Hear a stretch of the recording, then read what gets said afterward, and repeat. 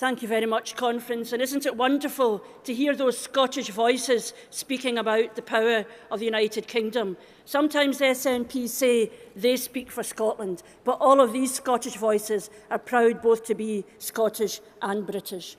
And it is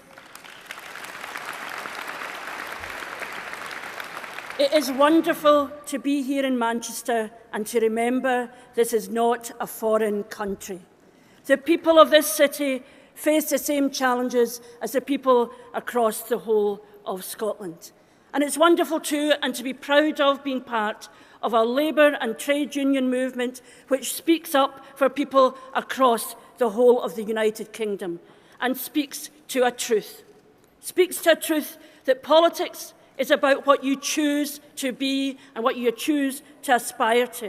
It is not defined by where you're born, but it is defined by what you want to do for the people of this country. And the labour and trade union movement will always speak up for those who need their voices to be heard. And I have the privilege of addressing you as the first ever leader of the Scottish Labour Party. After what happened in the Scottish parliamentary elections in May of last year, we knew we, as the Scottish Labour Party, had to change. And I want to thank Ed Miliband and everyone in the party at Scottish and UK levels for helping turn the desire for change into reality. We know we still have a long way to go, but the work has started. And the revival has started, as we showed in this May's elections, where the Scottish Labour Party made gains throughout Scotland, and none was more stunning than Gordon Matheson's victory in Glasgow, where we won again an overall majority in a proportional system and where all but one of our candidates was elected. Conference, we need to rebuild Scotland and rebuild Britain. And we need to rebuild Scotland, which currently has a government which isn't seeking to protect us from Tory cuts, but has an SNP government which is making them worse. When George Osborne cut the budget, Alex Salmond cut it deeper for Scotland's local authorities. Even when the Scottish budget went up, he cut funding for vital council services while heaping more responsibility onto local authorities. Don't be fooled by the slogans. Salmond trying to claim more things are free in Scotland as a way of building up resentment with our partners elsewhere in the United Kingdom. The people of Scotland know that nothing is free, and every day we see more clearly that costs of Salmond's slogans are being borne by hard-working families struggling to make ends meet, borne by the elderly and vulnerable seeing their care slashed, borne by the student who can't get a place in further education. Now, last week, when I pointed out that Scotland's families are paying for Salmond's unsustainable tax break for the rich, I was accused of being a Tory. Now, I'm not sure if the cap fits with someone who campaigned against Thatcher's cuts to Scotland in the 80s. Not sure the cap fits with someone who campaigned for a Scottish Parliament to protect Scotland from future Tory governments. And I'm not sure the cap fits with someone who sees in my surgeries, in meetings and in everyday life the consequences of a Tory government cutting too far and too fast, while we have an SNP government content to amplify the cuts rather than protect people from them. It was Alex Salmond who said that Scotland didn't mind Thatcher's economic policies. It was Alex Salmond who pushed through 4 years of Tory budgets while in government. And it was Alex Salmond who cheered David Cameron into number 10 because it suited his political argument in full knowledge of the consequences for families across Scotland. The SNP government claims to be a progressive beacon, but took George Osborne's cuts, doubled them and handed them to Scottish councils, impacting on our elderly care, our schools and our chances of growing local economies. The SNP government is making the poor pay for the election bribes that benefit the better off, but won't tell us this side of the referendum where he's going to find another £3.3 billion of cuts.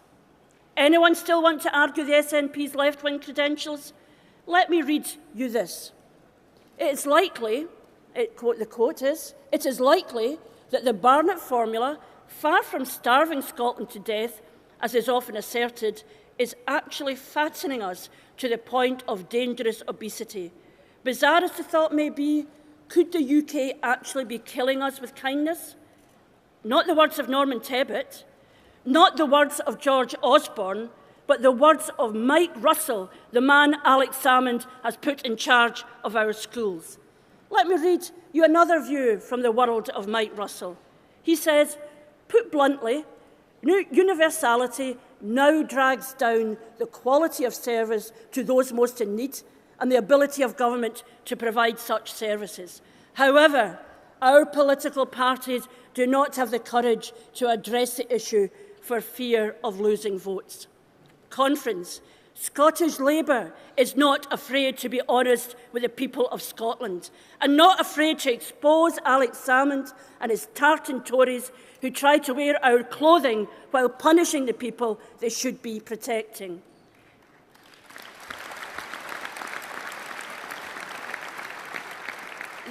The SNP might not have the courage to be straight with the Scottish people, but we do. What Alex Salmond is doing with Scotland's finances is the equivalent of putting the gas bill in the drawer. We've all done it. Not opened the bill because we feared the consequences, so we stuff it away. And the reminder, and the final notice. But we all know, Conference, that never ends well. Salmond hopes we won't ask the tough questions about independence, and he is desperate we don't ask the tough questions of the here and now. He knows that every Scottish family is bearing the cost of his slogans. We all know that his budget will go bust, but he hopes that somehow he can keep the truth from the Scottish people until after the referendum. Well, I won't wait until after the referendum to be honest with the people of Scotland.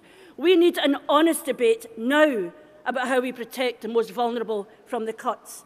Not everyone is going to like the solutions. That is unavoidable. But I will be straight with people now about what is to come, and I will be true to Labour values, that we will not allow those who most need our support to pay the price for populist slogans. If we are to ensure that the elderly get the help and support it is our duty to give them, then we are going to have to ensure that those who have give to the have-nots. If we are to make sure that the potential of not one of our children is lost, that means that those who have plenty must share for the common good. And if Scotland stands for anything, it is community. And we in Scottish Labour will put that community together to stand as one and reject Alex Salmond's attempts to divide our society. Conference, the Labour Party fights for the poor and the vulnerable. The Labour Party fights for the strong.